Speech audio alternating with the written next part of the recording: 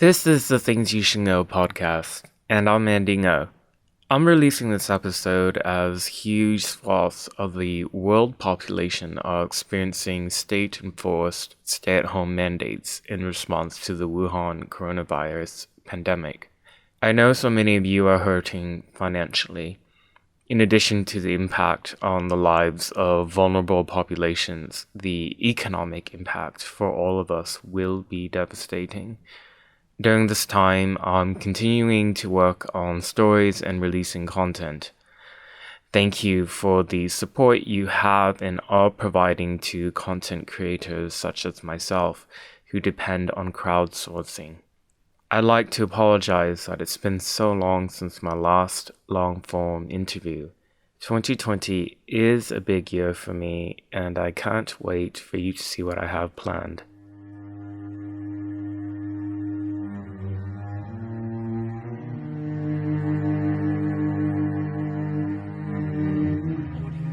In this episode, I interview Imam Tawhidi, a Shi'a Muslim cleric who has attracted controversy for his harsh criticisms of mainstream Islamic culture.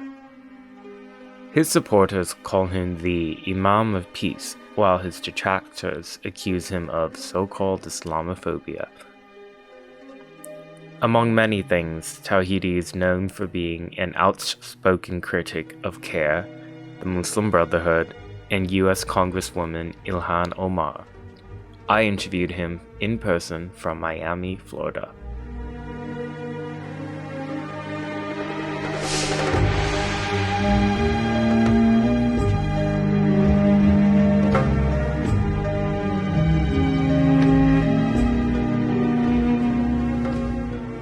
You're kind of an internationally based imam, and I would call you a critic of Islam. I'm not sure if you accept that description, but you speak extremely candidly about not just things in Islam, but also Muslims.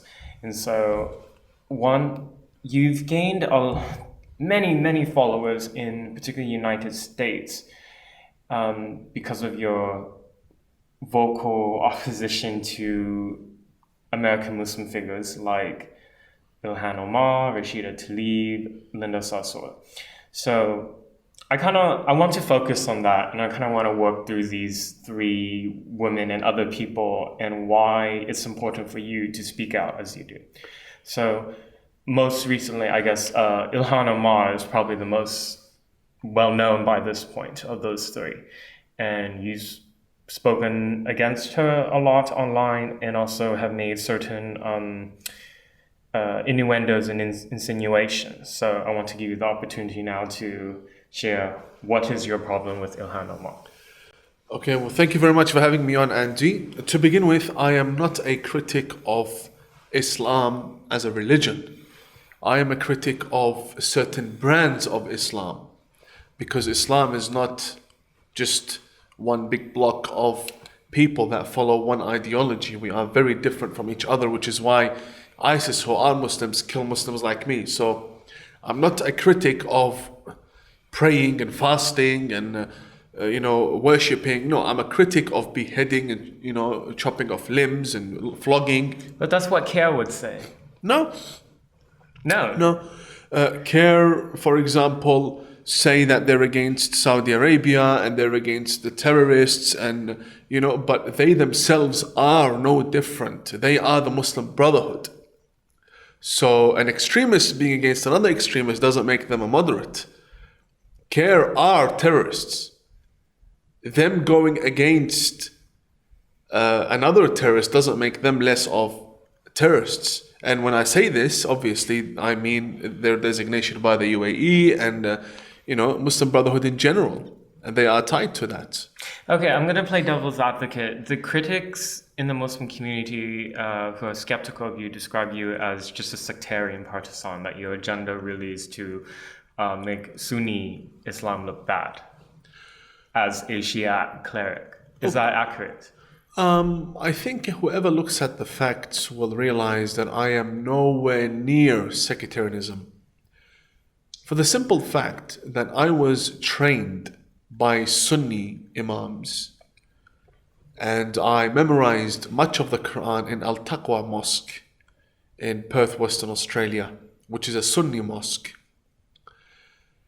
And I attended the Australian Islamic College. And I had Sunni teachers for my Islamic studies lessons. And on top of that, many of my employees are Sunnis, and many of my friends are Sunnis. I published a book called The Tragedy of Islam, where there is no chapter focusing on Sunni Islam, but there are 2 chapters focusing on Shia Islam. I'm a reformist. A reformist does not care about small sects and denominations and what's happening. A reformist looks at the whole image and presents his opinion.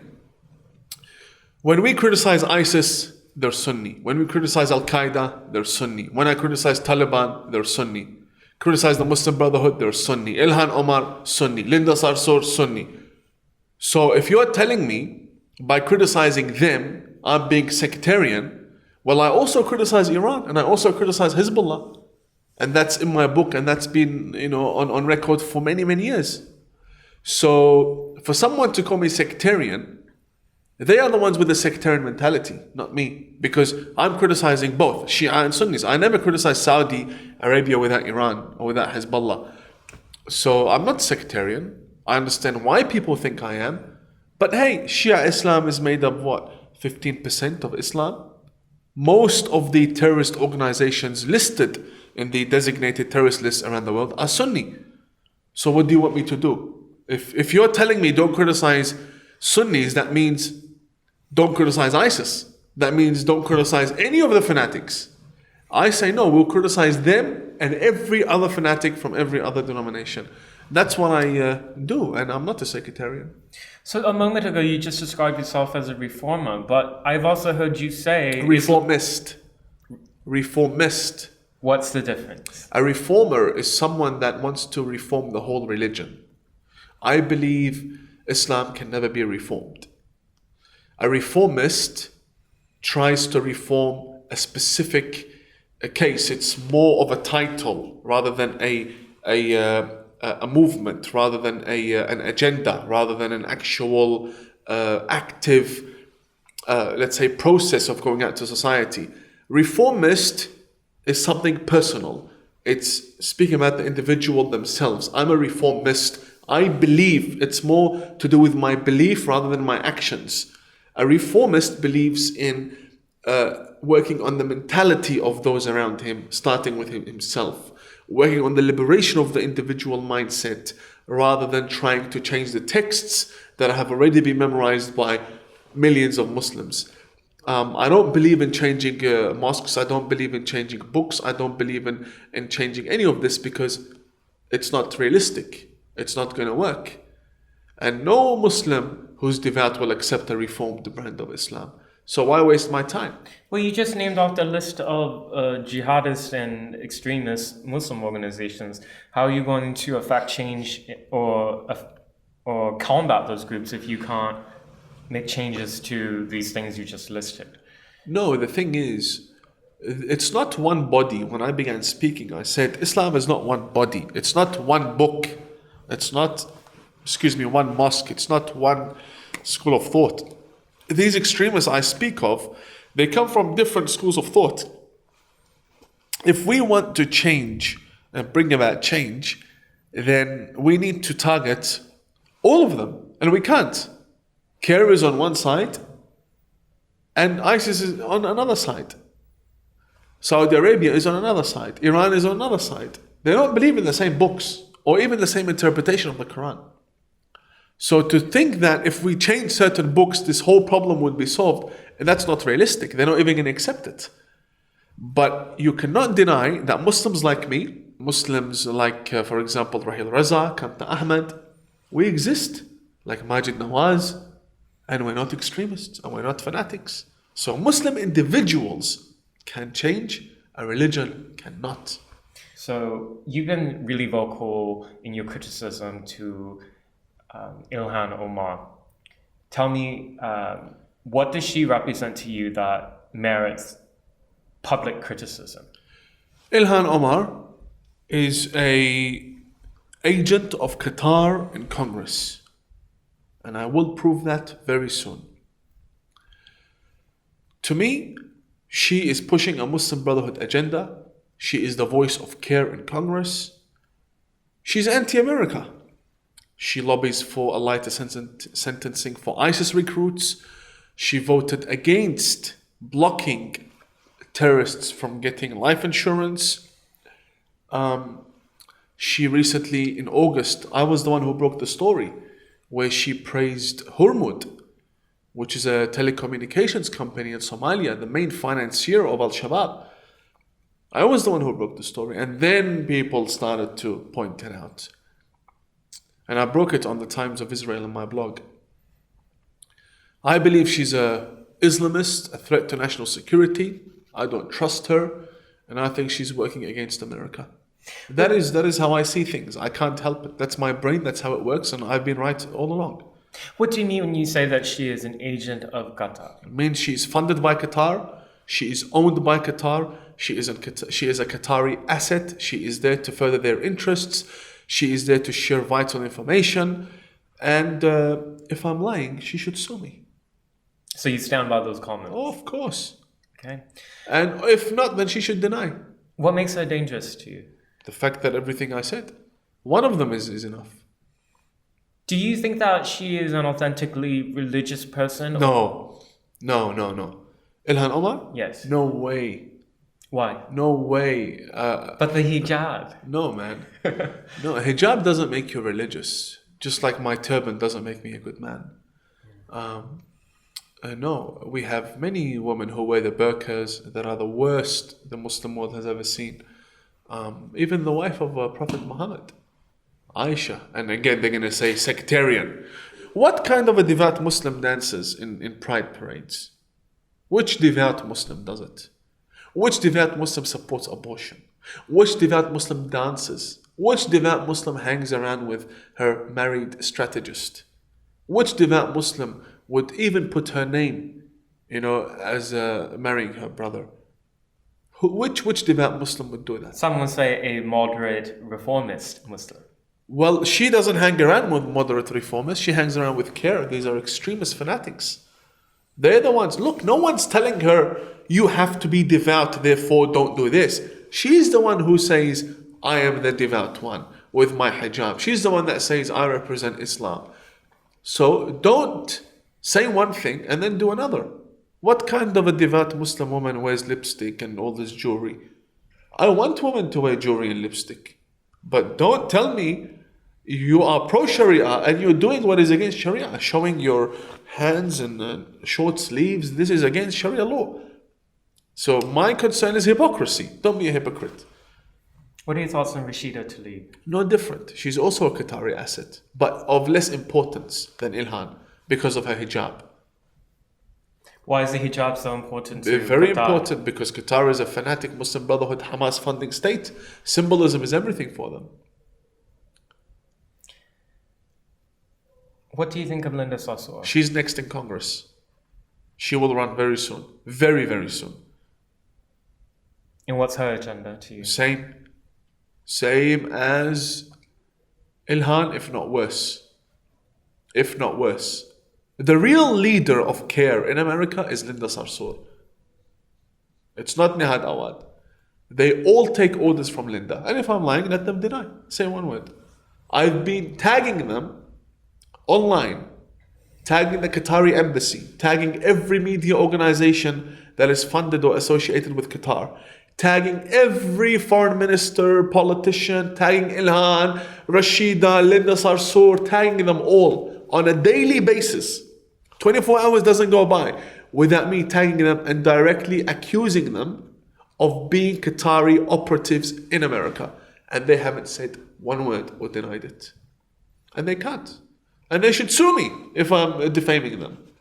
Why do you call the Council on American Islamic Relations, or CARE, a terrorist? Because they espouse a terrorist ideology. Which is what? Which is the militant ideology of Islamism. That Islam is more superior and Islam has rights more than any other religion, and Muslims have more rights than any other religion, and whoever we don't agree with should be silenced, and in fact they should be replaced with our brand of thinking. That is a very violent approach. That is exactly what ISIS believes in, that it's either my way or the highway.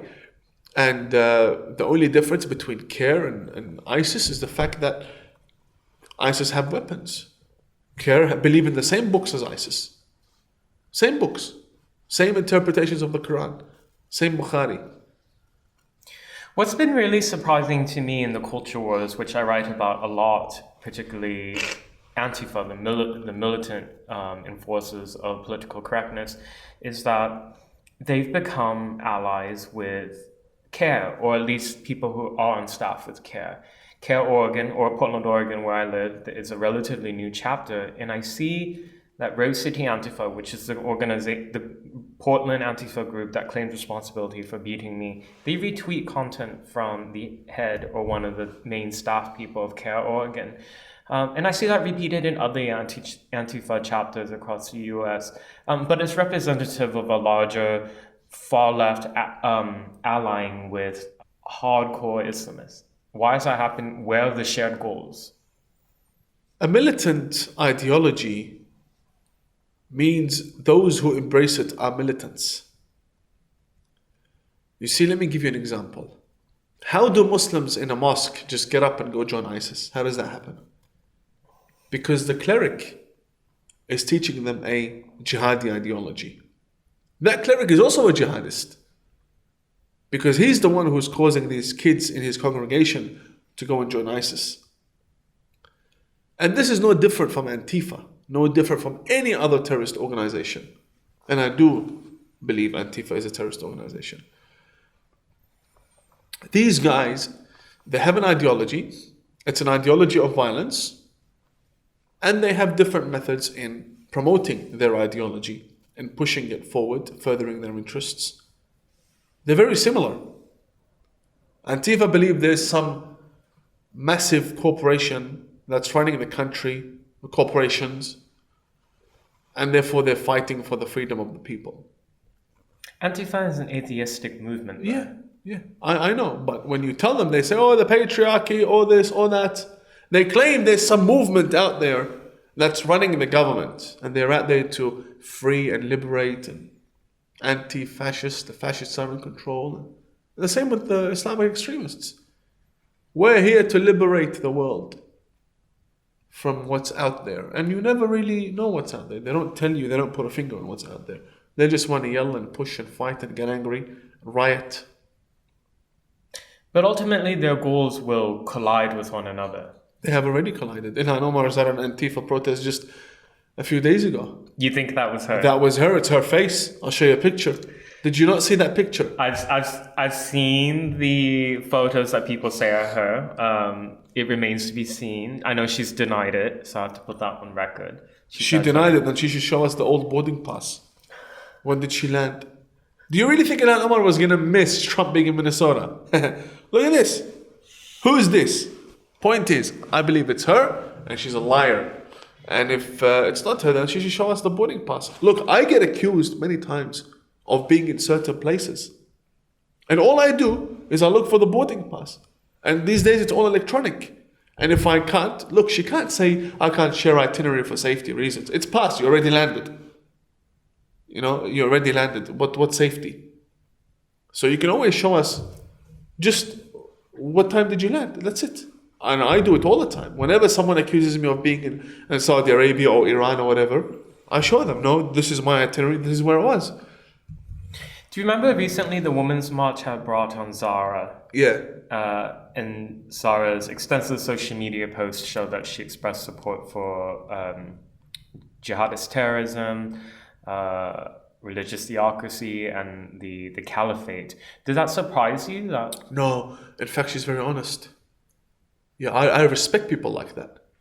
I really, really respect extremist jihadists who come out and say, we are extremists, we are fanatics, we don't like you, and we're here to push our own agenda. I really appreciate that because they make my life so much easier. Like before, my big problem was having a video in Arabic where an extremist would say, we need to blow these kafirs up, these infidels up. And I'm like, I posted online and I show them what they're saying. I quoted, I translated, and they say, well, how do we know that's an accurate translation? Well, how do we know that's what he said? Is there a verified subtitle version? Now they're speaking in English. I am so happy. Now all I have to do is show them. I have a problem with Muslim leaders in America, in Texas, going to Saudi Arabia, drinking camel urine. I have a big problem with that. And people say, you're being racist. How is it that they drink urine? So now, Muslim imams from Texas are going to Saudi Arabia, live streaming. Hello, we landed in Medina, we're going to go drink some camel urine. In English. So I'm so happy that they now speak English, tweet in English. All we have to do is retweet. That's it.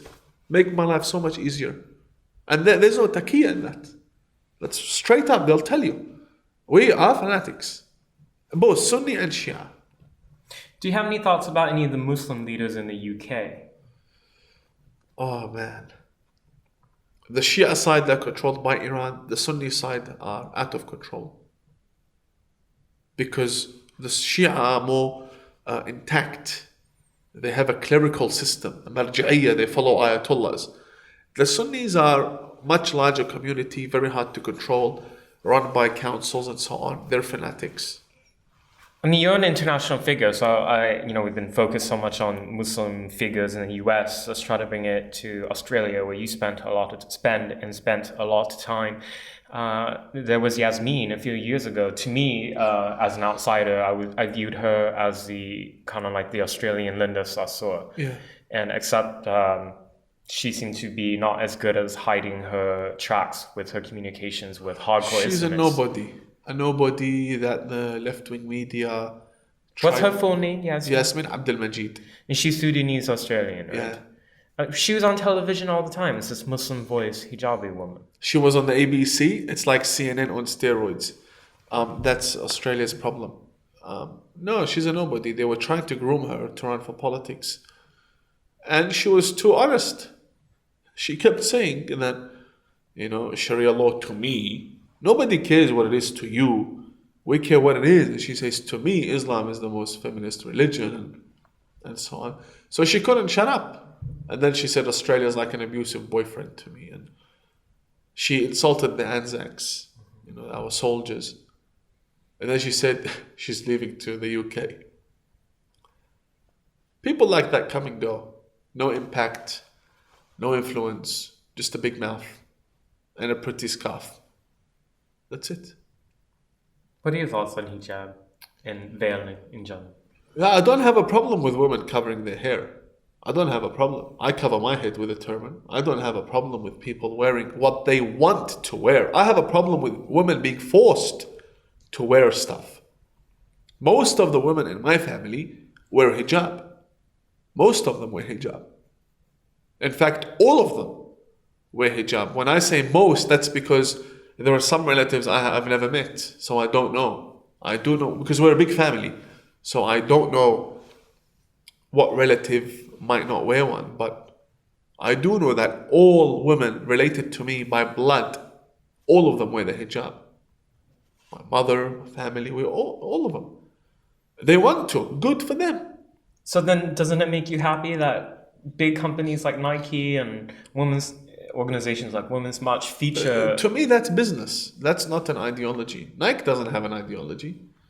Nike's been making most of its money from bikinis and whatever that's not Islamic, I don't even know what their products are these days. But I don't have a problem with women wearing whatever they want to wear. Even burqa? I've been outspoken about the burqa for national security reasons. A burqa is a national security concern. If you cover your face in airports, if you cover your face while driving, do drive-bys, stuff like that, then we've seen videos of women who put half the shopping center in their dresses just because they're wearing a burqa and shoplifting. That's a security concern. But a scarf, you're showing your face. You can wear it, but don't force women to wear it. Like I was raised and born and studied in Iran. I have a big problem with Iranian women being forced to wear the hijab. I feel they should fight for their freedom to not wear it. I don't like people forcing people to do anything. Imagine me telling someone, don't wear the hijab, and she's like, don't wear the turban. I can't. We dress however we want to dress. It's simple as that. Freedom. Leave people alone. What are some solutions to the conundrum the world is facing in regards to violent and non-violent Islamic extremism? Short-term solution, a quick solution, doesn't exist. A long-term, it does exist, but on a local level. So Majid Nawaz in the UK, me in Australia, in America, Rahil Raza in Canada. On local levels, we could make a difference. That's basically as realistic as it can get.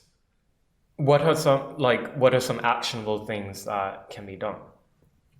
Like, for example, what should be done about organizations like CARE? Ban. Completely. Illegal. They're banned in Muslim countries. But I thought you talk openly about supporting freedom of speech, freedom of religion. Freedom of speech. Go have your religion and do whatever you like. Just don't preach for my beheading. That's not freedom of speech. We have a saying in Arabic that translates to, believe in your stone, just don't stone me with it. That's not freedom of speech, to say that you want to take over and butcher and kill. And same ideology. CARE believes in the Bukhari. The Bukhari is a manual of war. That's what it is. It is the first book to ever turn jihad into a doctrine.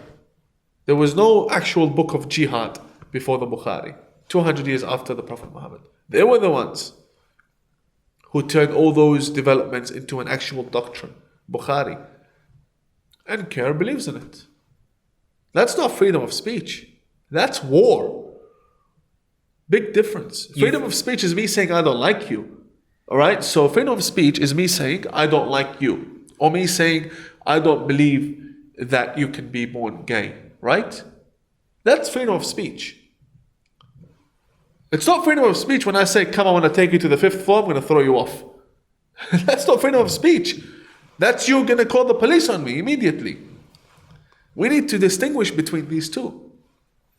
And what do you think about mosques and Islamic centers who do propagate extremist material? There was a mosque in, I forget which state it was in the US, but the video leaked of their children's program. Yeah, I think Philadelphia, yeah. Right. And that was, just to remind listeners, the videos of the performances showed them saying very violent anti-Semitic things, as well as, you've seen it, and it was in Arabic. So they were radicals, teaching radicalization to children. What do we do with them? It's the government's fault. Do you think that should be allowed under religious freedom? No, religious freedom is you praying, is you fasting, is you taking Fridays off, like how the Jewish people take Saturdays off. That's religious freedom. It's not religious freedom to preach texts that want to destroy the Constitution. That's the first step to suicide of a nation. That's not freedom. Look, we can't have different standards for America and for the West and for the Middle East. If a Christian school in Saudi Arabia said the same thing, radicalizing children against Muslims, do you know what would happen to them? Not only will the school be shut down, it will be bulldozed in Saudi Arabia and Iran. I don't get this double standard. We can't have one standard against radicalization that works only in America and doesn't work in Saudi Arabia. We have to be fair. But your critics would say that you're advocating authoritarianism. Look, I'm not advocating for anything. I'm just saying we need to uphold national security. And this radicalization is a threat to national security. That's what it is. I don't care about what people think. And I don't care about society and what society believes is right or wrong. I care about what is realistic. A school radicalizing children is one step towards a terrorist attack. I'm not going to wait and say, I condemn this terrorist attack and thoughts and prayers. No, I'm going to call them out from day one. So if something happens, I could say, I told you, I want to be on the good side of history. I don't want to be on the right side of history, or because what's right changes every now and then. What's right now can become wrong tomorrow, and I don't like that. I like to be realistic. What's your warning to the United States, Canada, Australia, UK, various countries that you visit? What's your warning for if they continue on the same path as we've had since 9/11? With regards to these countries, I think what we need is a leader that understands the threat of terrorism. For Canada, it's finished. Justin Trudeau does not take terrorism seriously. He just doesn't. There is no indication of Justin Trudeau taking terrorism seriously. He's campaigned in a mosque several years ago that was linked to terrorism, right? Yeah, and he gave Omar Khadr $10.5 million. A guy who confessed that he killed while being overseas. I don't believe that's a leader that should be in office. Trump, people disagree with, people love. They get offended. Yeah, to me, I don't care about the economy. I don't care. I come from a society in the Middle East where I can live without electricity. I can live without economy. I can't live with a jihadi in my area. Trump is against the jihadists. That's good for me. I'm happy. I come from a family that was targeted by ISIS. I lost my uncle to ISIS. I am happy when Trump whoops their asses. Very happy. I will say it this way. I don't care if he has problems with the Democrats, if he has problems here and there. I do not care about any of that. I don't even vote in America. I don't care. But what he's doing is influencing the global narrative, global movements, influencing other nations' politics, and he's against ISIS. I like that. Obama was not against ISIS. Obama funded the rebels. Obama was the reason ISIS now have American weapons. He was the one who gave it to the rebels in Syria. The rebels in Syria gave it to ISIS. Or ISIS took over and then took their weapons. The point is, Obama was not against ISIS. Not if he was, just talk. Trump is against ISIS. The UK, Theresa May is not against Islamic terrorism. She has a very weak stance. She doesn't want to talk about it.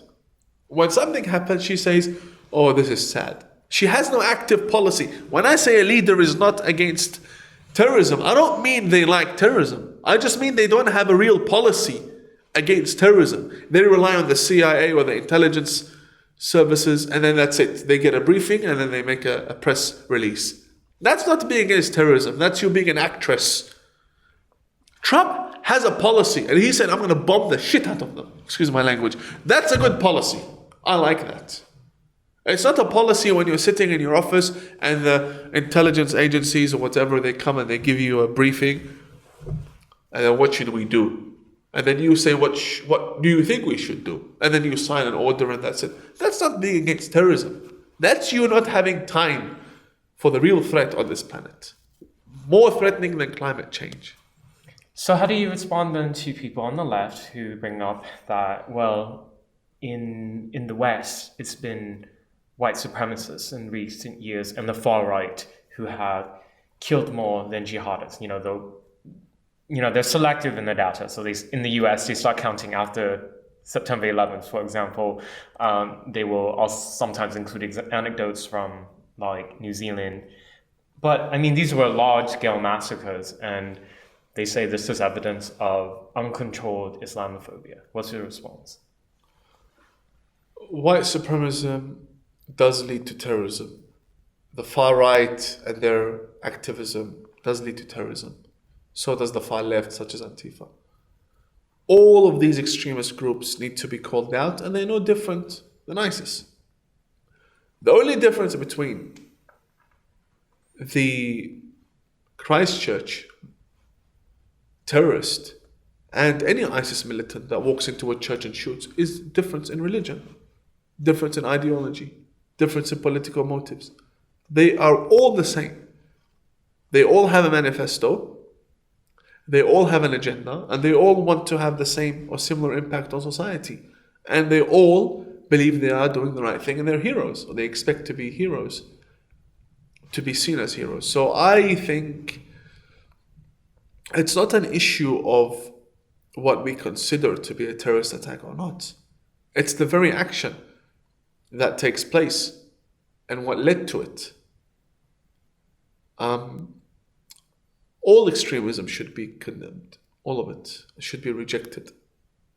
There is no higher threat when it comes to that. Like some of ISIS's operations, they will kill 20 or 10 innocent people. Christchurch, 50 at one go. There is no higher or lower threat. It's all equal. The difference is in the amount of people that die. But the threat is one.